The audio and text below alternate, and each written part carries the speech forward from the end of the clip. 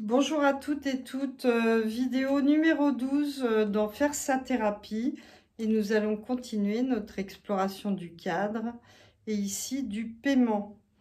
Alors en général, le cadre dans les mégapoles comme à Paris, c'est à ce niveau-là, c'est un paiement soit en espèces, soit par chèque, rarement en carte de crédit, et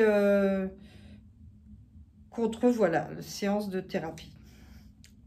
Or, la petite histoire nous enseigne, nous raconte bien autre chose. Par exemple, Freud, on sait que Freud logeait certains de ses patients qui venaient de loin, donc, et qui vivaient chez lui le temps de la thérapie avec sa famille. Vous voyez, donc c'était vraiment un cadre très souple.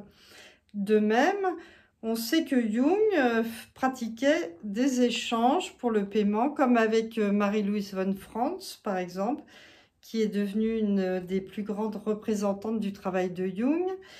Et Jung et Marie-Louise von Franz échangeaient thérapie contre traduction, si je ne m'abuse. Donc voilà, il n'y avait pas d'échange d'argent entre eux. Donc la thérapie peut traditionnellement être réglée en argent ou par l'échange. Alors, est-ce que c'est considéré comme hors cadre aujourd'hui? Par certains, oui.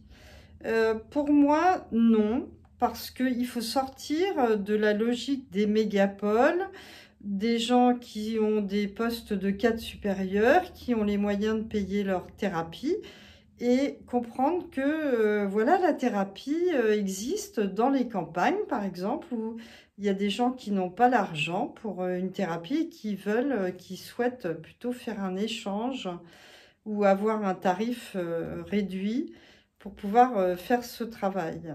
Donc, pour moi, il faut prendre en compte cette possibilité et cesser de voir ça comme hors cadre.